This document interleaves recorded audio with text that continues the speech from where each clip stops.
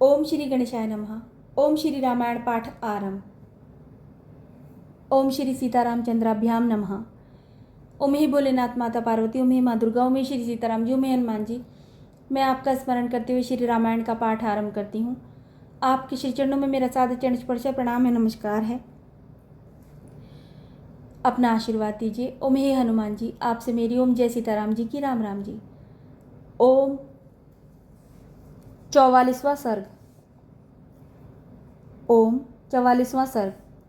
ओम ब्रह्मा जी का भगीरथ की प्रशंसा करते हुए उन्हें गंगा जल से पितरों के तर्पण की आज्ञा देना और राजा का वह सब करके अपने नगर को जाना और गंगावतरण के उपाख्यान की महिमा। ओम श्री राम।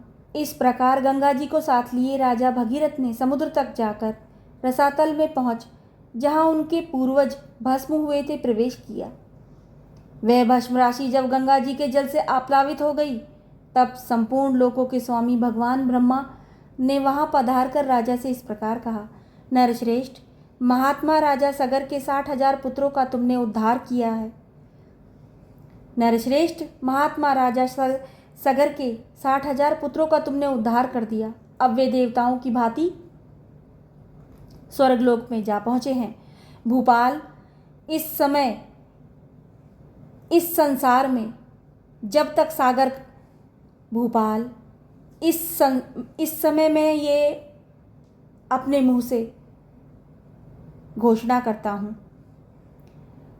हे भूपाल, इस संसार में जब तक सागर का जल मौजूद रहेगा, भूपाल, इस संसार में जब तक सागर का जल मौजूद रहेगा तब तक सागर के सभी पुत्र देवताओं की भांति स्वर्गलोक में प्रतिष्ठित रहेंगे।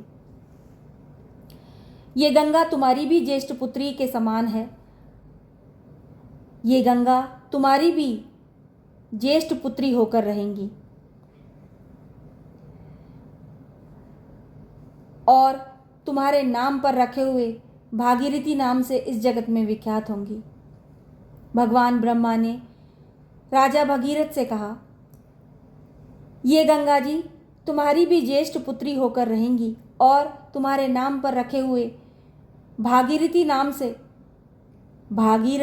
से इस जगत में विख्यात होंगी। त्रिपथगा, दिव्या और भागीरथी, इन तीनों नामों से गंगा जी की प्रसिद्धि होगी। इन तीनों नामों से गंगा जी की प्रसिद्धि होगी। ये आकाश, पृथ्वी और पाताल तीनों पथों को पवित्र करती हुई गमन करती हैं। इसलिए त्रिपथगा मानी गई हैं।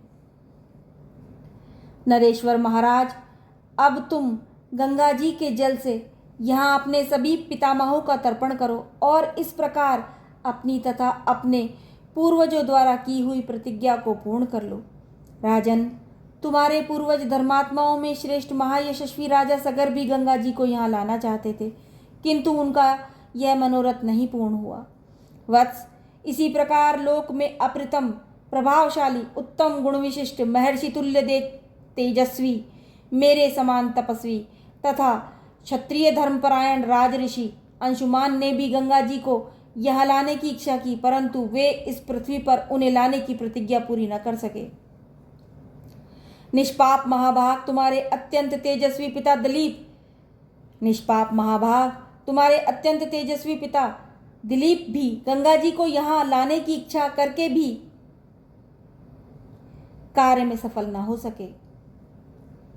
पुरुष प्रवर, तुमने गंगा को भूतल पर लाने की प्रतिज्ञा पूर्ण करी है। पुरुष प्रवर, तुमने गंगा को भूतल पर लाने की प्रतिज्ञा पूर्ण कर ली है।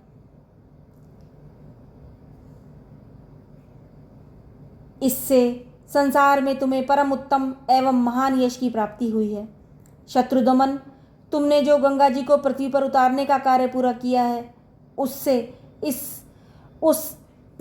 शत्रुदमन, तुमने जो गंगा जी को इस पृथ्वी पर उतारने का कार्य पूरा किया है, इससे उस महान ब्रह्मलोक पर अधिकार प्राप्त कर लिया है जो धर्म का आश्रय है।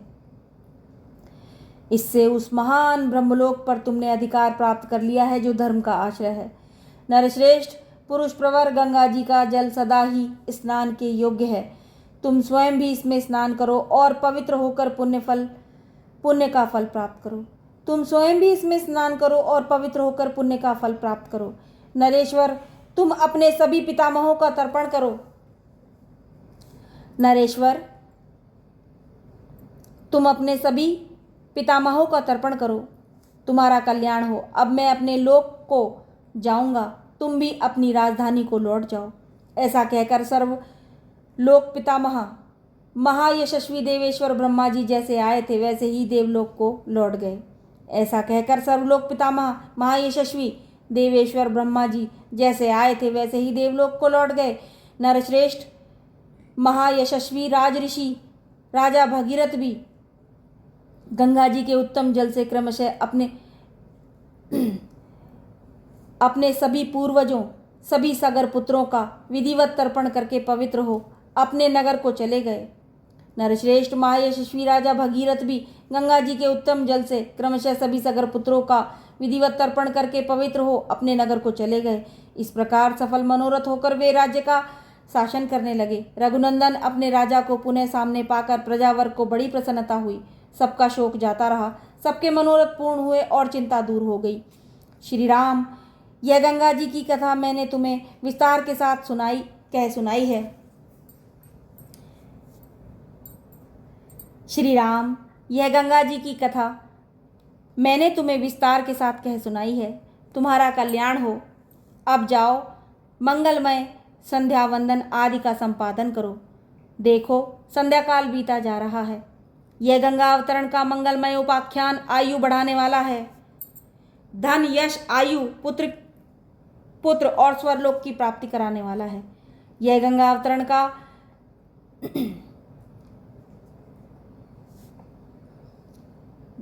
विश्वामित्र जी ने श्री राम से कहा, यह गंगा अवतरण का मंगलमय उपाख्यान आयु बढ़ाने वाला है। धन, यश, आयु, पुत्र और स्वर्ग की प्राप्ति कराने वाला है। जो ये कथा कहता और दूसरे लोगों को भी सुनाता है उसके ऊपर देवता और पितर प्रसन्न होते हैं। ककुतस्थ कुलभूषण, जो इसका श्रवण करता है, जो इसे सुनता है, वह संपूर्ण कामनाओं और मनोकामनाओं को प्राप्त कर लेता है। उसके सारे पाप नष्ट हो जाते हैं और आयु की वृद्धि एवं कीर्ति का विस्तार होता है। इस